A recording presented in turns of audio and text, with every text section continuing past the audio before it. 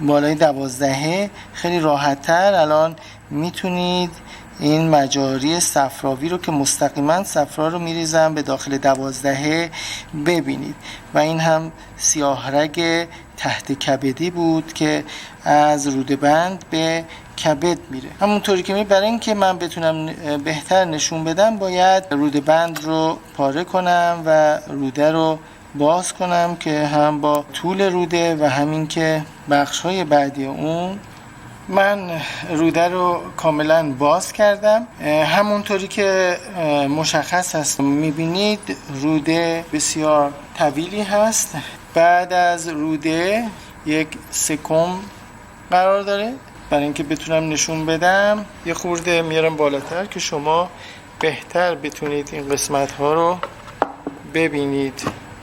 12 که در قسمت مزانتر پانکراس منتشر بود و بعد ادامه روده رو داریم. روده میاد در اینجا. سکم رو خواهیم داشت که سکم یک کیسه هست بین روده کوچیک و روده بزرگ و بعد روده بزرگ رو داریم که همونطور که در داخلش مدفوع آبگیری شده. مدفوع در حال تشکیل شدن هستن، مدفوعهای بیضی شکلی که موش دفع میکنه در داخل روده بزرگ جانور. میبینید نهایتاً راست روده و به مخرج ختم خواهد شد. حالا میایم پایین تر.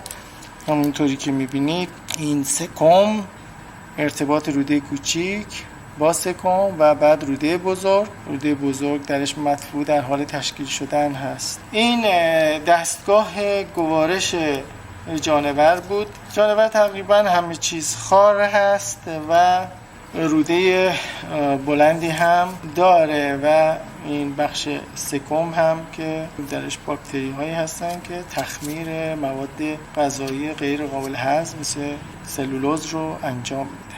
میریم سراغ دستگاه ادراری. مشاهده میکنید جانور دارای 2 تا کلیه هست. کلیه چپ پایینتر که معده دقیقاً در زیرش واقع شده.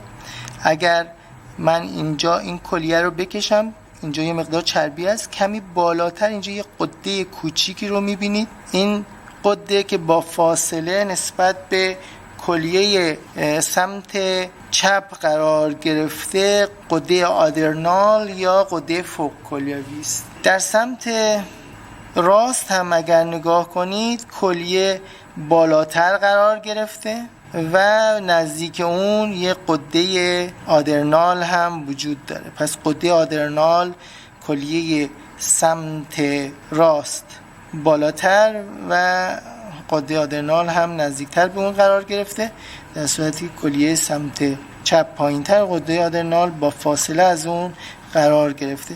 اگر این قسمت ها رو من تمیز کنم بزنم کنار، میبینید که یک سرخ رگ که رنگ سفیده و یه سیاه رگ هست. سرخ رگ و سیاه رگ در امتداد ستون مهرا میاد پایین. همونطور که می‌بینید یک انشعاب سیاه رگ از کلیه میاد به بزرگ سیاه رگ زیرین، یک انشعاب از سمت راست و یک انشعاب از سمت چپ. سرخ رگ هم در کنار اون و کمی پایین‌تر قرار گرفته، رنگش سفیدتر هست.